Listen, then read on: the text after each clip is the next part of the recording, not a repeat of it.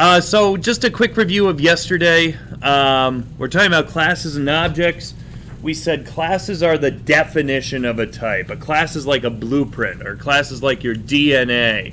A class tells you what data you have involved. So for example, maybe you've got a student. A student has a name for data, which would probably be a string, a GPA for data, an ID number, which would probably be an integer or something like that. That would be the data. Then you also have behaviors, abilities. We call those methods. Classes are the definition of the type, while objects are individual instances of a class. So you are all objects of a student class. You're all instances of a student class in one way or another there. Some of the vocabulary we went over. Instance variables is kind of what we call the data. For example, again, the name, ID, GPA, all that would be an instance variable. Why do we call it an instance variable? Well, essentially every student has a name, a GPA, and an ID number. So that's every instance of that class has that data. Methods are the verbs, the abilities, what your class can do.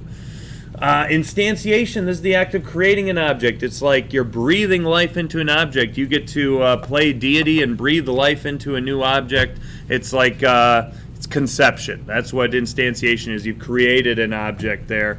And then data encapsulation, we talked about a little bit. It's just basically making a class. If you do a class the right way, you're doing data encapsulation. It involves making your instance variables private, which means they're protected from the outside world and only you can work with them inside of your class. And also it's putting all the abilities, all the methods inside of your class as well. So it's a two big word, kind of complicated thing there, but it's basically putting all the variables and methods into the same class that deal with your class.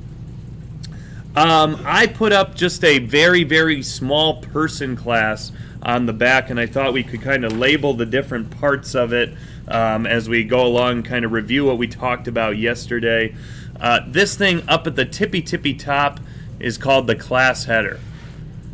So right up here, this is called the class header. And essentially it names your class, and you'll notice that classes always start with a capital letter, as we've said since we started creating classes. By the way, I noticed in Project 2 some of you named your classes starting with a lowercase letter. A mistake you'll never make again. Class names always start with a capital letter. That's why when we say stuff like scanner, it's a capital S, or string, it's a capital S, because somebody's actually written those classes correctly, where their class header has a capital letter.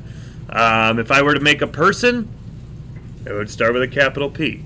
So this is the class header, and probably make a note to yourself that the class name must be capitalized. Well, let's say class name should be capitalized. But when I say should, it's like just like you should wear your seatbelt in the car. It's like a matter of life and death if you don't capitalize the class name there. Next, what are these? New meme format. What are these? Instance variables. They're the data that has to do with a person. Here I'm saying a person has a name, an email, and a phone number that are all strings. You'll notice that I have made them all private.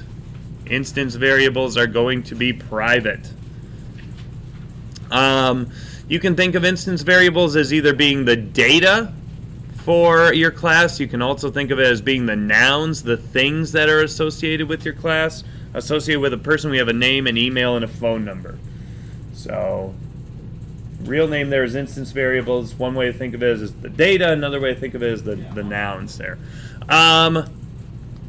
This next thing is called a constructor.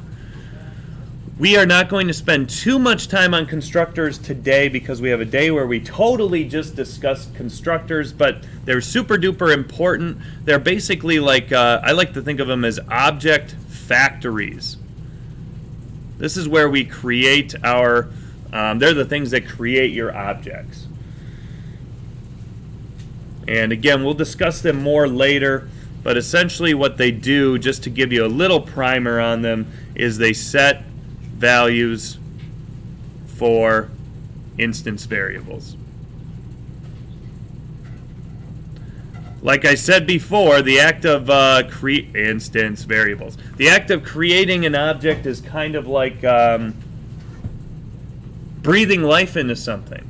And so when you go ahead and okay, when you get older, when two people love each other very much, they might have a child, and when that child is made, then the hair color, eye color, name, and all that stuff is chosen. That's kind of like a constructor. Zeke, yes. You lost my screen. What is going on there? Let's try this. Okay, let's try something here. Let's see where you. There you are. Anybody else lose it? Do you have it now? Yeah. Ah, sweet. Thank you for letting me know. So, anyways, these are the object factories setting values for instance variables. Like I was saying, like you had your hair color, eye color, name, perspective, weight, height, stuff like that chosen at the time you were conceived. Well, we can set some of the instance variables, the data for our objects, when we create our objects as well here. So it's kind of the same thing. I'm not going to go any further. I don't want to get into any trouble, but ask your health teacher. And then lastly, down here at the very bottom, I'm out of, ooh, let's use this nice purple here. This is a method.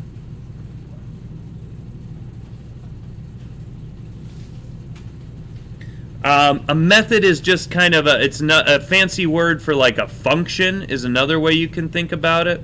And it's essentially it's like your abilities. Or another way to put it, it's like the verbs for your class. What can your class do?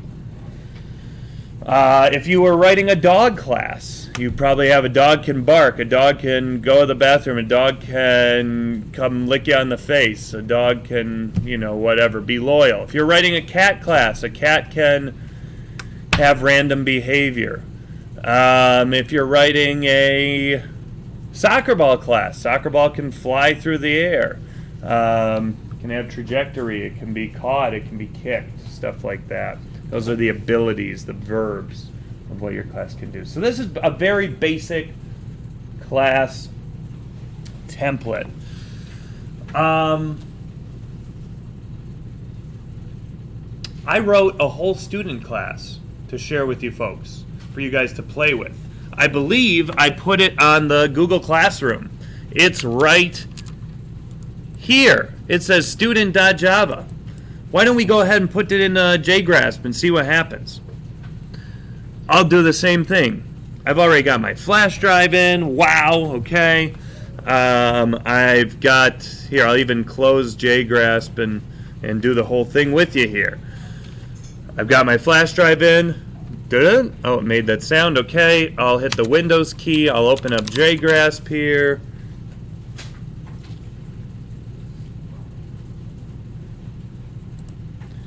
And in JGrasp, I'll do, the file new Java business.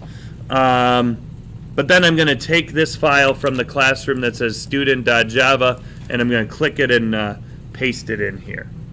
And it's a couple lines of code. I don't know, 48 lines of code. I want to make sure I'm just copying those 48 lines of code. If you're one of those people that struggles copying and pasting, I know it's because you've got high levels of academic honesty, and so it's the first time you've ever copied and pasted in your life, so that's probably part of it. But you can just click and drag and make sure you get, maybe start down at line 48 and scroll and keep dragging all the way up to line 1 and copy.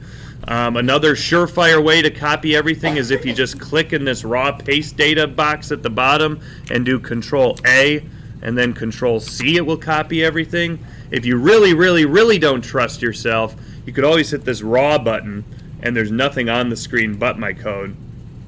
So you could copy that too. So many ways to not fail at copying and pasting.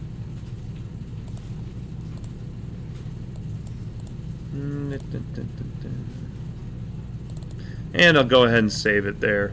Yeah.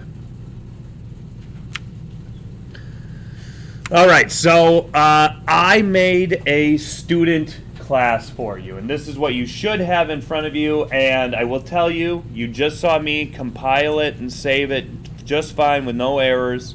So I can confirm that the code works if you copy and paste it correctly.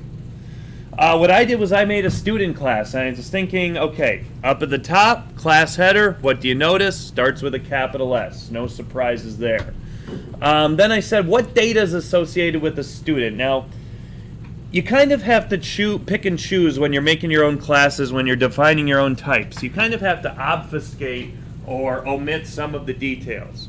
I didn't include your home address here. I didn't include, your blood type. I didn't include your emergency contact information. I didn't include the name of your parents and their contact info. Really, it's up to you what data you do and do not include. Here I just said a student has a string name on line 4, an ID number that's an int on line 5. Is that true, by the way, for your ID numbers? Are they integers? Okay. And then a GPA, which is a double. And so I declare those all up at the tippy top. I haven't given them any values yet because I haven't created an object yet. I'm just, remember, laying a template. I'm making a template here for what a student is going to be. That's why some of the data is not set yet. Just like you're going to have a hair color, you're going to have an eye color. Well, until, the baby comes out, so to speak, you don't know what the hair and eye color is. Here I haven't created a student yet, so I don't know. I'm not going to talk a ton about these constructors today, but essentially they allow me to make a student. That's all. Now, individual methods that I made one method that just prints out a student. It says their name, their ID number, and their GPA. You'll notice in this side of this print method, I just say name and ID and GPA. And you're looking at it and you're going, okay, first of all, this is another method. This is complicated because in the past we've only dealt with the main method. Now I got other methods that look kind of similar with their own sets of curly braces. Well, you can kind of just think of these other methods like print here as being a function. I'm just going to call this print method on a student. Just like when we're dealing with strings, I do string1.substring. That means there's a substring method somewhere. Here, if I call this print method, it knows to print out a student's name, ID number, and GPA. It's its own little function. If you were working inside of the string class, you would see a bunch of different methods for substring, for length, for index of, 2 uppercase, 2 lowercase. Those are all methods that somebody else has written. Here, this is a special method that I wrote for the student class. I need your help. I searched Google for Celine Honor Roll, and I couldn't find it. Is this the correct numbers? 3.6? 3.6 for gold honor roll? Is it 3.0 and above? Okay, my mistake. You can go ahead and change yours. I mean, you could add another one. You could say if you get a 2.0 and above, you get like a purple honor roll or something too if you want to. But we're not going. Okay. Okay, you can fix yours if you want to. I don't know. I don't know. Wait, it's Celine. Why do we have gold and silver? Shouldn't it be like gold and blue, or what are our colors technically? Blue and yellow or blue and gold? I should know. Green, that's not right.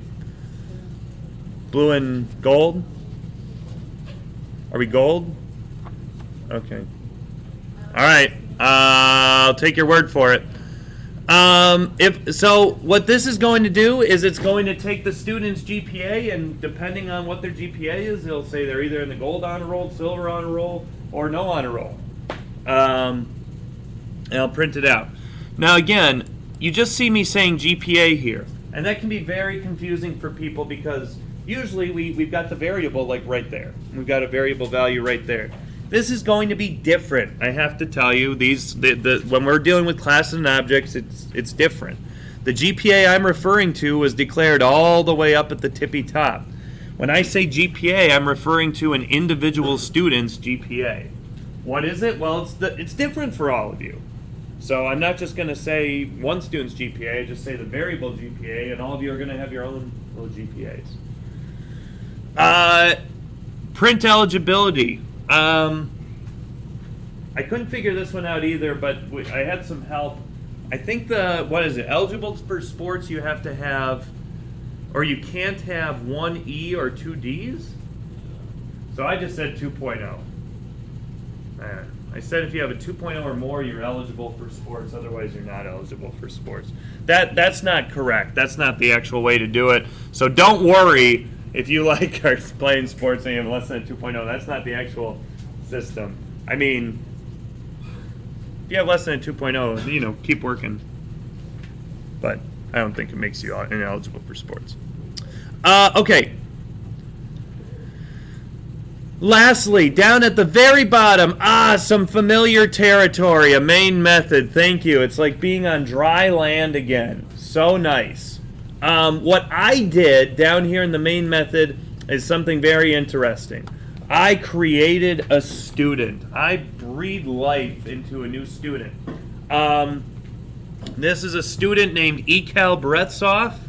Their ID number is 9111, and they have a 3.0.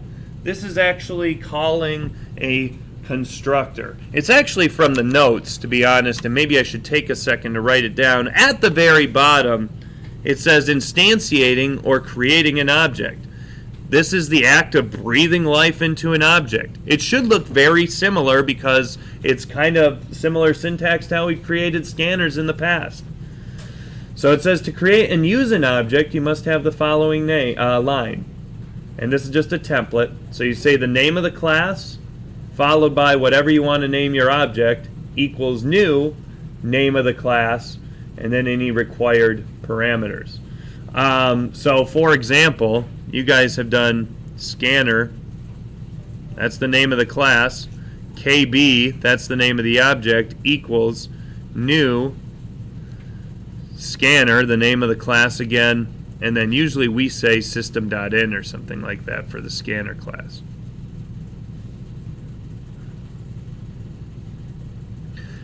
So you guys have done this before. It should look a little bit similar for creating an object, but essentially before you can use an object, you have to create an object. And what are objects? Well, they're just like, they're complicated variables. They're instances of the class that we're writing. Usually a variable represents one value, but with a student I've got a name, an ID, and a GPA. So sometimes I think of an object as like a container of data. It's not just one piece of data, it's a bunch of data all together. Let's say, okay, what can I relate? What does everybody know? Let's say I'm writing, do most people know what a Pokemon is? I feel like I keep using Pokemon. This is not an advertisement for Pokemon, I just want to let you know.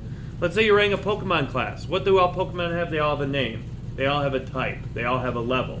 Maybe if you're writing the Pokemon class, you would give them a name, a type, and a level. That would be some of the data that's contained in one of those Pokemon objects.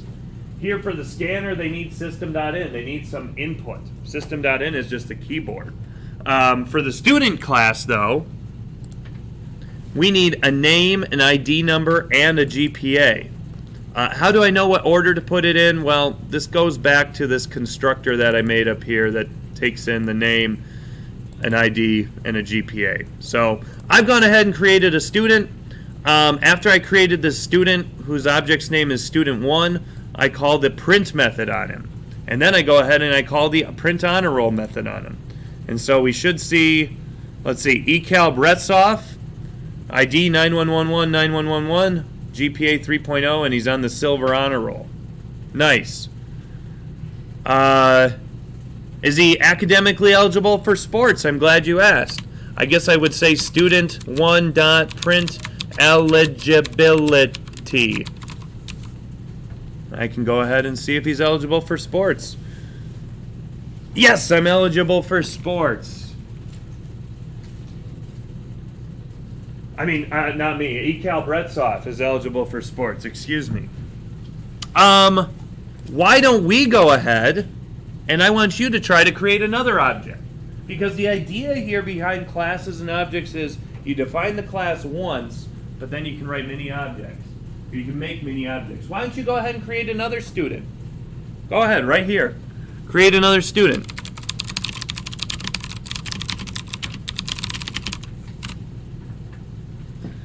Here's the line where I created or instantiated my student. Why don't you go ahead and create your student? It could be you, it could be a friend, it could be an enemy, it could be a fictional character.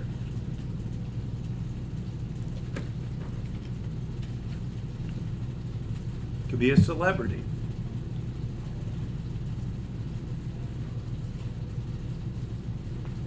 So kind of follow the code I've written as a template. Starting with my line 43 on my screen at least. Do it one line at a time. Make a student first. After you make a student, try doing what I've got on line 44 through 46. Call some of the methods up.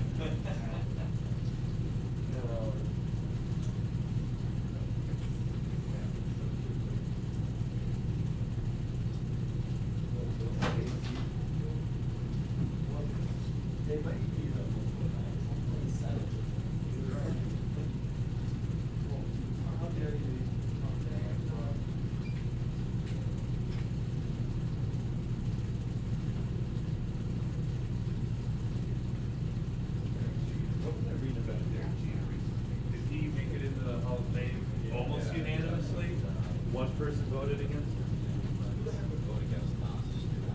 Somebody just trying to get their name out there, probably, right?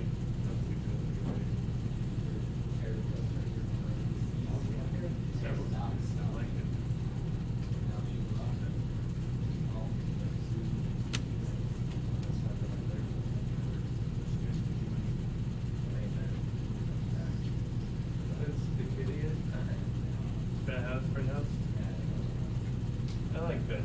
I've had Ben and Ryan.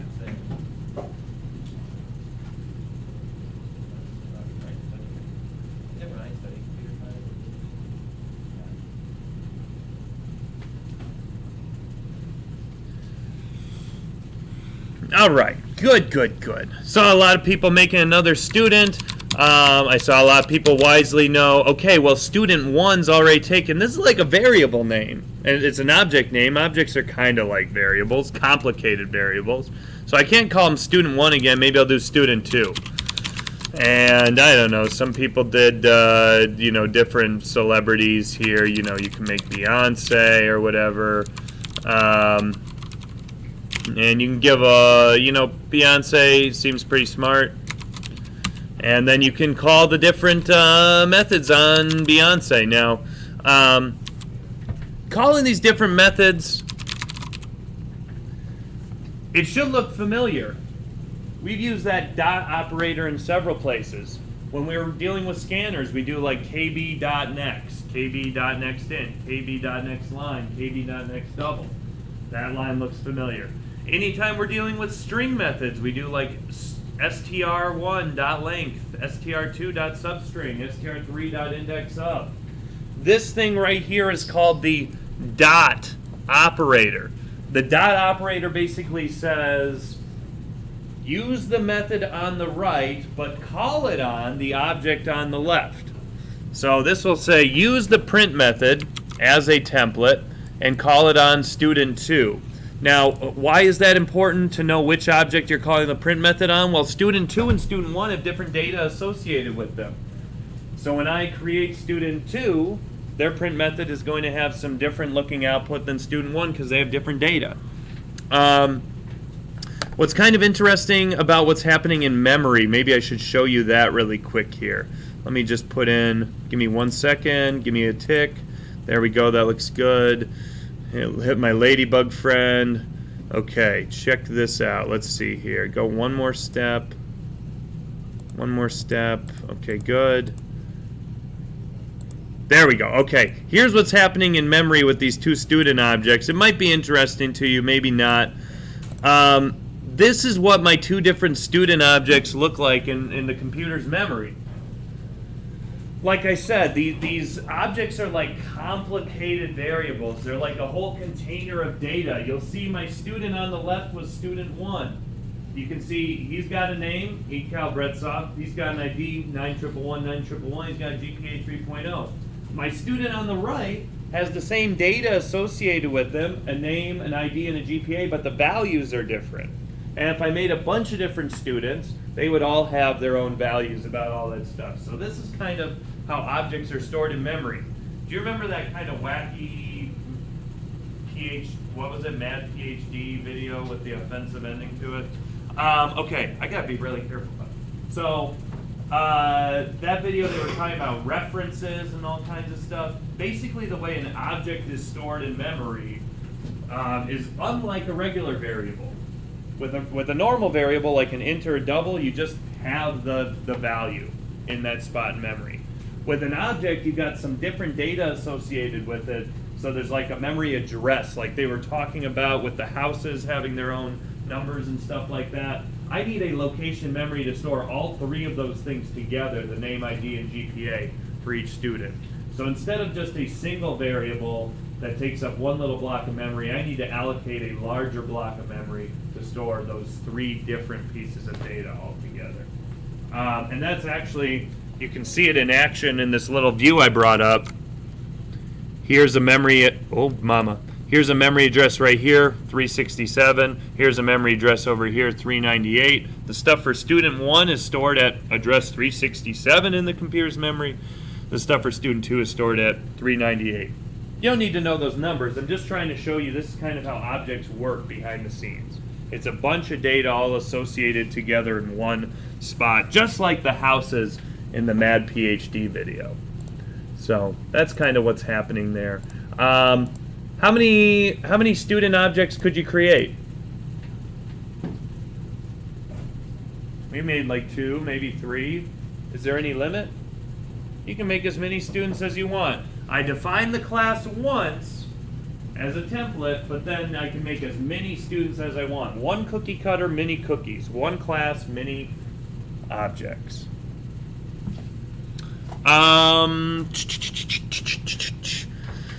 Let's see.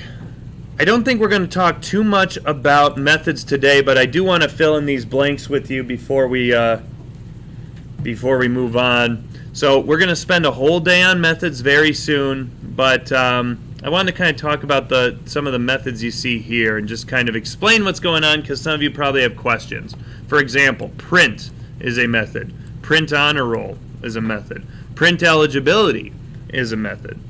So what are methods? Well, again, methods are just kind of functions that act on objects.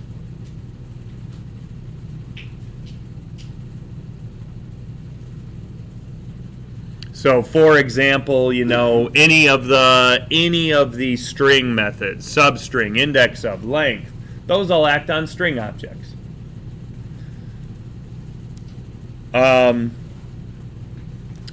So when you're writing one of these methods, which we'll spend a whole day doing this in constructors, so don't get too caught up on it right now. You have to write this first line very carefully, and there's some parts to it that I want to talk about. The first part is called the access modifier. It's this guy right here. It always comes first, so that's why I put number 1 next to it. The access modifier can be public or private. Typically, we will be using public for our methods, so just keep that in mind. Public lets us access the method from outside of the class.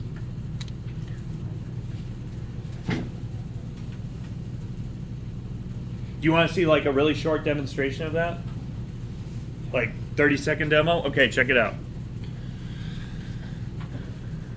If I take this main method I just wrote, and let's say I take it out of here, I'll just cut it out of there. You don't have to do this. Just watch. Just watch. Just watch me. Don't do it yourself. Just watch. Let's say I make a new file called public class student runner. And you can all agree I just copied and pasted the main method I had inside of the student class. As long as I go ahead and I save this in the same location where student is located, it'll work. But how though? Where's the student code? This is only 12 lines of code. How does it know how to do print honor roll, print eligibility? How does it even know what a student is? We know student's not built into Java. Well, all of these methods, print honor roll, print eligibility, are public. And what it means to be public is I can use any of those methods from outside the class. What do you think that means about the string methods we usually use? Like length. Do you guys ever see the implementation for length, how it works? No, it's not inside of your code. So when I just say str1.length, how does it know what to do? Well, length is a public method. I can call the length method from outside of the string class. I can use it wherever I want to. And the same holds true for any public methods you make. You just need to make sure that when you're saving your files, they're just saved in the same location. So anything I do here for my student class, if it's public, I could go ahead and call it from an entirely different class. You'll notice that you don't see print honor roll, print eligibility. I'm just calling those methods because I can, as they're public. Let's see, what else can we do here? Your methods will eventually return some value. So this second thing here is a returned data type.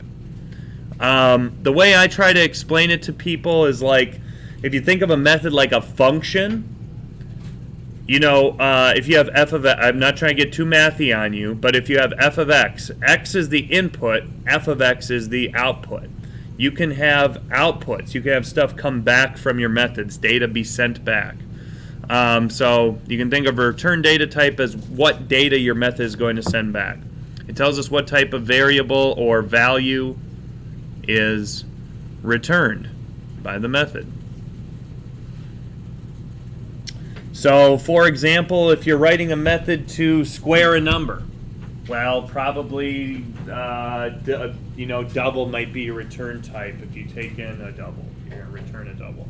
If you're writing a method to calculate the area of a circle given the radius, that'll probably return a double. If you're writing a method to take in somebody's name and return their initials, what would be the return type there? A string. So the second part there tells you what type of value you want to return. For right now, we're going to use the keyword void, which means nothing is returned. Basically, you usually use void when just printing. Use void when only printing. That's what we're kind of doing today, at least in these kind of simple examples. Because we're just using void because we're only printing whether they made the honor roll. We're printing whether they're sports eligible, stuff like that. Next comes the method name. So this is the next part here. This is the method name. This can be whatever you like. You must use something that is informative and refers to the action accomplished by the method. Look at the method names that I have in this student class. Print honor roll. You should be able to figure out what the method does based on its name. I'm guessing it prints the honor roll. Print just prints out a student. Print eligibility prints whether or not they're eligible. Let's think of other methods we know and how descriptive their names are. What does nextInt do?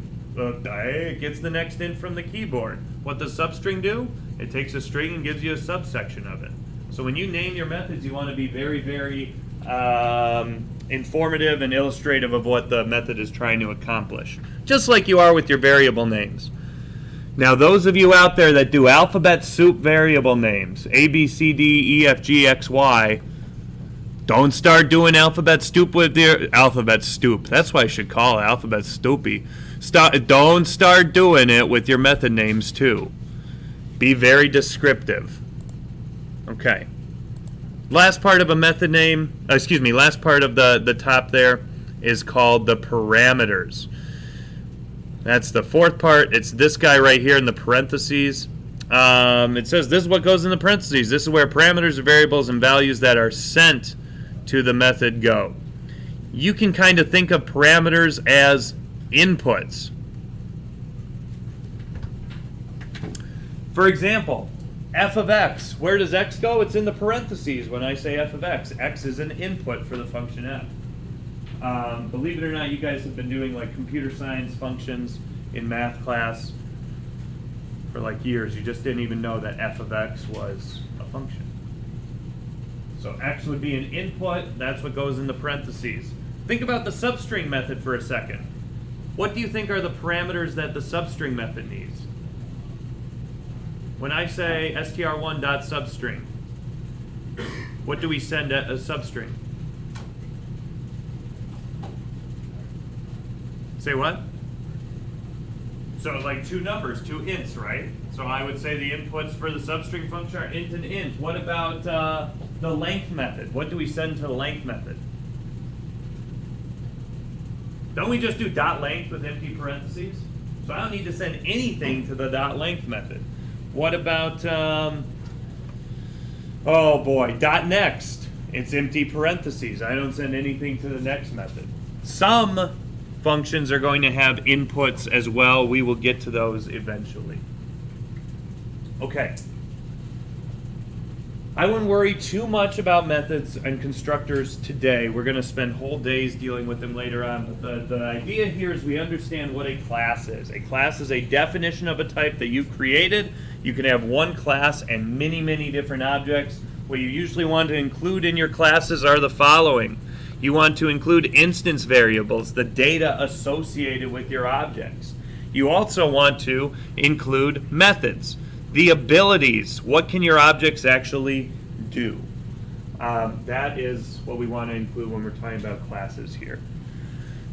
Now I think there's a couple questions on this site that maybe we can go through together. I'm going to skip past this object-oriented design part here. Let's try to answer some of these together. It says, you've been hired by your school to create a program that keeps track of students at your school and the courses they are taking. Name two classes that you would create in your program. Let's start there. What would be good ideas for classes here? If I want to keep track of students at the school and the courses they are taking, what would be, I'm not talking about just individual attributes, I'm talking about bigger things. Student, I think student would be a great place to go. Student would be one class. What else? Class! And, okay. Perfect. Student and class would be good name, good two classes to have.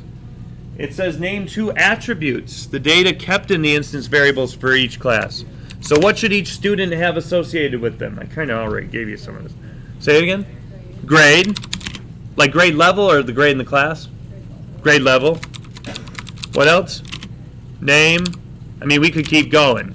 ID, GPA, height, width. It's a little intrusive. Okay, so that's more than enough there. What about class? What data would be associated with a class?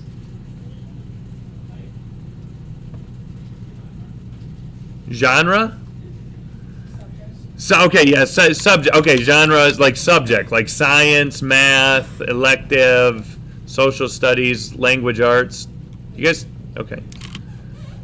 What else? Room number, teacher. I think those are all good. There's other stuff. I mean, you could have, oh, here's something important for grades, whether or not it's an AP class, because there's those quality points.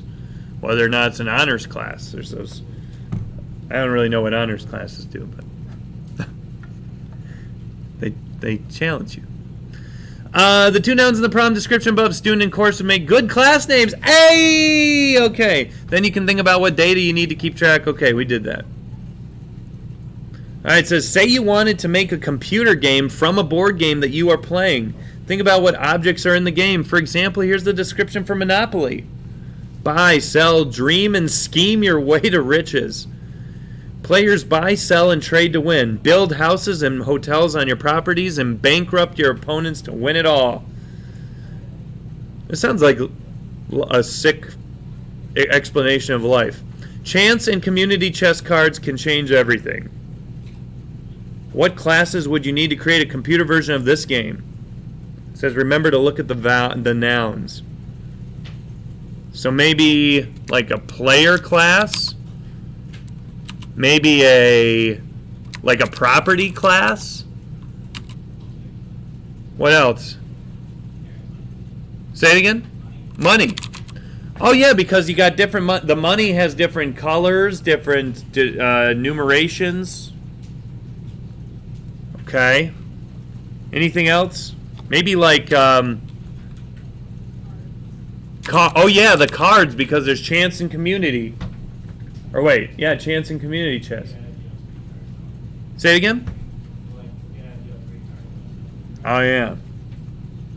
Let's go with these here, and then if you think about instance variables for these, each player has like they would have the properties associated with them that they own, the properties that they own. They'd also have like their money. They also have a position on the board, right? Those could all be instance variables. You could also have a name. Anybody play Monopoly? Don't you have like a little figure that you are too, like a thimble? Piece, yeah. Car, yeah. That's probably good there. Properties. Do people still play Monopoly? No. Okay, so properties have like a color, they have a name, they have a value. They have a spot on the board. They have an owner as well. Or maybe they have no owner yet if they're unoccupied. They also have like hotels and houses on them. Those are all different attributes of a property. Money. Money has color and it has amount. I think that's probably enough for money. I don't know if they have different symbols on them. Do you ever look at different countries' money and notice how cool their money is? They got like, Canada's got like geese flying through space and all kinds of stuff. And we just have like people that have been dead for hundreds of years. It smells like maple syrup. Oh my gosh. Do you ever like go somewhere and they accidentally give you like a Canadian penny for change, and a lot of places like won't take it and vending machines won't take it, so you're just stuck with this Canadian penny for the rest of your life? It's like, what do I do with it? And then you try to throw it in the trash or something. All right, where it belongs. I'm kidding. That's not right. Cards. I don't know. The cards are complicated. They could be chance or community cards, and then they have actions associated with them, right? Okay. One of my computer science classes way back when in university, I had to make a program to play Monopoly, AI play Monopoly. So I had to write all the classes to describe Monopoly, and then I had to write a computer strategy to play Monopoly, and then I had to simulate it 1,000 times. It was a really cool project. You guys will get there one day. You guys will be like, stupid project. Easy. Let's see. One more here. Let's, no, I don't want to do that. I don't want to do that. I don't want to do it. I don't want to do it. Okay. Oh, no, that's a good place to stop. That's a good place to stop. Why don't we take a short break? 2-minute break here. It's about 9:55. Let's be back at 9:57, and then we're going to make our own class from scratch. Boink. Okay. All right. File, new Java. Let's see. You know, here's one thing everybody knows. Rectangles. Do you guys know how rectangles work? Good. Okay. Let's make public class rectangle. Left brace, enter, enter, right brace, and a wonderful time to compile and save.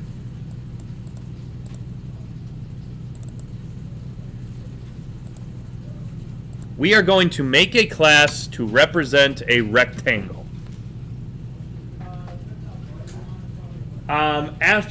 So when we're writing these classes, after we go ahead and write the class header up at the top,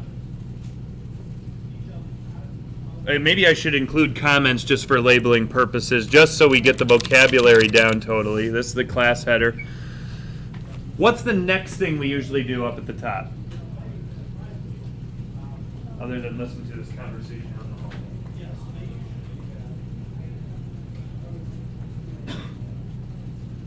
What did we put up at the top of the student class? The instance variables. So let's go ahead and put our instance variables in for a rectangle here.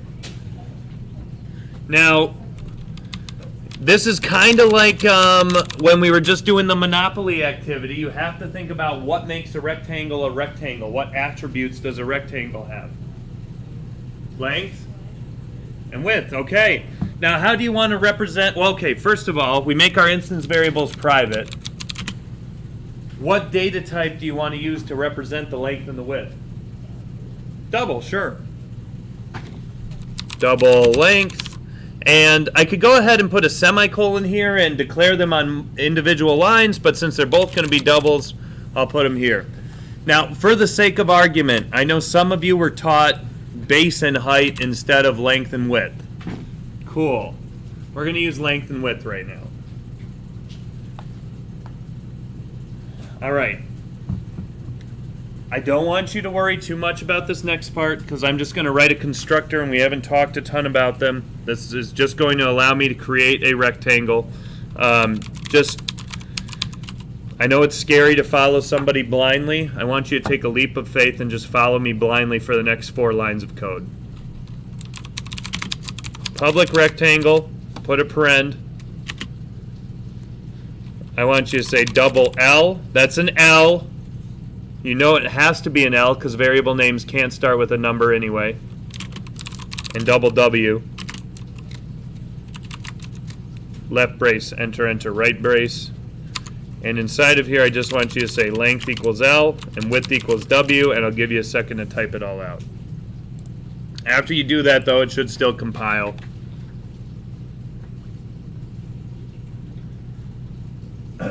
Don't worry too much about the constructor. I'm just asking for your blind faith here.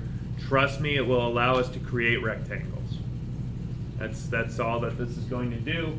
If you want a little bit more nitty-gritty while people are writing it down, basically that L and W are going to be kind of temporary placeholders for whatever I want the length and width to be, and then I'm going to set the length and width equal to those temporary values. If your code's not compiling, make sure you've got L's there and not ones. There's no ones in the code right now. Okay. Don't worry too much. All that's going to do is create a rectangle. Okay, so we got our instance variables up at the top. We've got the ability to create a rectangle down here. Let's think of some... By the way, your code should compile now. Let's think of some methods that we can write. What can we do? When we're talking about methods, we're talking about what can a rectangle do, especially given the length and width. Area. Let's go ahead and print the area out. Now, we are going to write a method here. The first thing we do is the access modifier. We said we usually use public for that, so I'm going to say public. I'm just kind of going to do what we did for the student class and use void as the return type because we're just going to print the area. So I'll just say void here. And let's call, what would be a good name for a method that prints the area? Oh. Okay. I like print area. So I've got access, return type, method name, and then I know what you're thinking. You need the length and the width to calculate the area. So don't I need some parameters? Don't I need some inputs? Well, remember, the length and the width are declared as part of the class, so they exist everywhere in this class. So I actually don't need any inputs. I can just use the length and width as is. Let's see. To write this method to calculate the area, I'll probably make a variable area. A local variable area. How do I calculate the area? Length times width. Beautifully said. Don't hit me with the base times height right now. And it says I'm supposed to print the area, so then maybe I'll just say something like system.out.println area.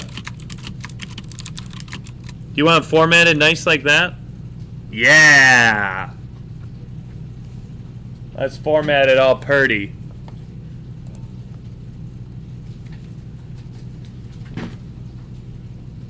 Again, how can I use length and width? What are, well, I don't know. They're different for every rectangle I'm going to make.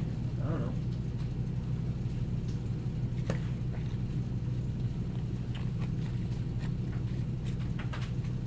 know. Okay. Cool.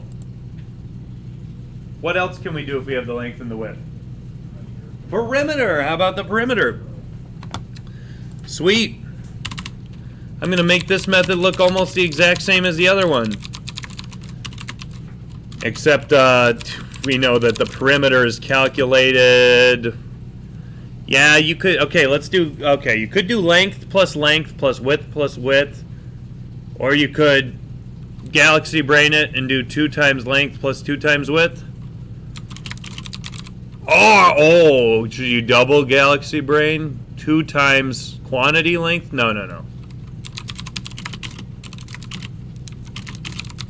There we go. If you want to, you can say length plus width, I suppose. And I'll go ahead and print out the perimeter.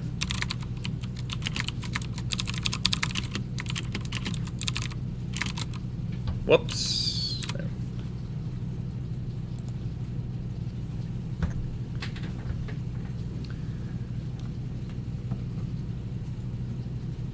Now, yeah, sure, we could do we could do some other stuff too. You could go ahead and you can find the diagonal. Absolutely, the diagonal is great this time of year. People are buying Super Bowl TVs, stuff like that. I know it's a little bit late. That means they're on discount now.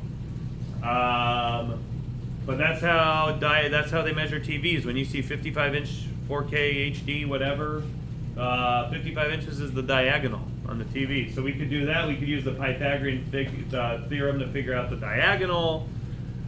We could have a method just to print out the values of the rectangle, like a baseball cards of sorts, kind of give it the stats of the length and the width. We could do something like that. Let's say this is good for right now. How about that? If you're missing something, I'll zoom out a little bit, try to get the whole thing in one picture here. There's everything at this point. So what do we have? Up at the top, we've got our class header. We're saying this is representing rectangles. Then we've got our instance variables. Essentially, we're saying what data is associated with a rectangle. Then we've got our constructor. Not going to talk too much about it, just allows me to create different rectangles. I've got 2 methods. Print area, which is going to calculate the area and then print it out. Print perimeter, which is going to go ahead and calculate the perimeter and print it out. Last thing I want to do is actually make it do something, because right now I go ahead and click run and it says no main method. Well, when you click run, you need a main method to actually do the running. So let's go ahead and toss a main method up in here and get it to do something. I'll zoom back in. Main method, baby. Oh yeah, maybe I should put comment. You're right. And if I really wanted to get bonkers, I could go ahead and make an entirely new class to do the rectangles. But let's be honest, I've written 22 lines of code and I've probably got like 10 people that code's not compiling right now. So let's not even go to another class at this point. So let's just go ahead and say public static void main string args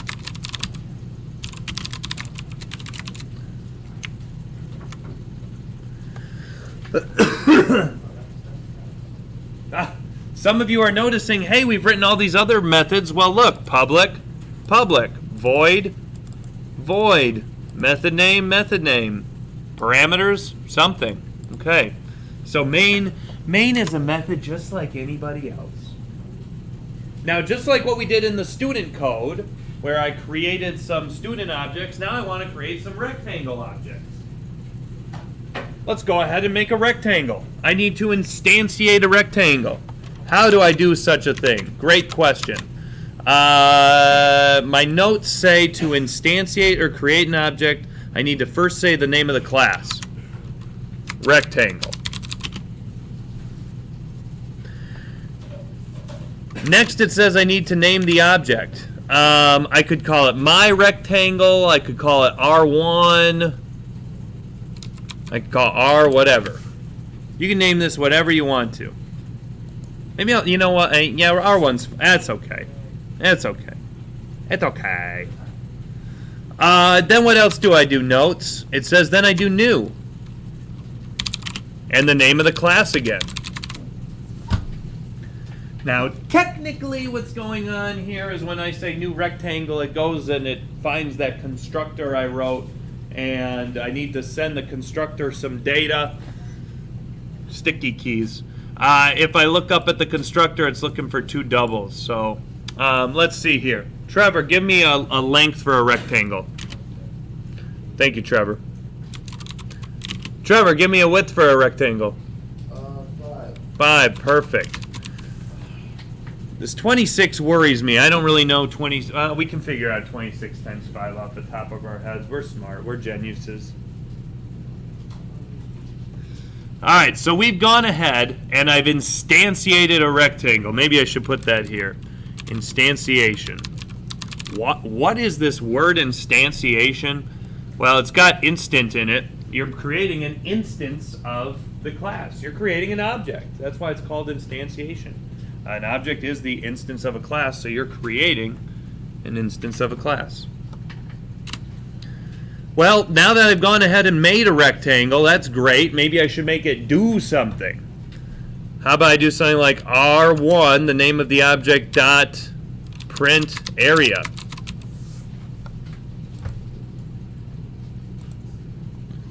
The area is 130. 26 times 5 is 130. I can figure out its perimeter. R1.print perimeter.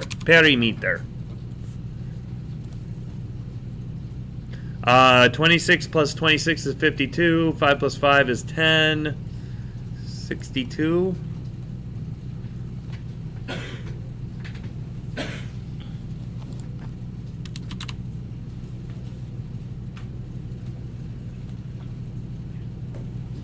Now, here's the deal. Some of you are looking at this and going, Mr. Foster, this is stupid. I could have figured out the area and perimeter of that rectangle without making a class or an object. Okay, I agree. You probably could have used less lines of code to make one rectangle and calculate its area and perimeter. What do I have to do if I want to figure out another rectangle's area and perimeter? Just make another rectangle. All I have to do is say something like rectangle R2. Grace, what would be a good length for this rectangle here? 10, sounds great. Gavin, what about the width here? Perfect. And then I could again figure out the area. And I could go ahead and figure out the perimeter. And so now maybe you start to see the utility. I don't have to rewrite the code to calculate the area and calculate the perimeter. I wrote it once, and for as infinitely many rectangles as I want to create, that code will work to print out the area and print out the perimeter. If I want to make another rectangle, add one more line of code to instantiate another rectangle. And so on, and so on, and so on. So what's the utility of making classes and objects?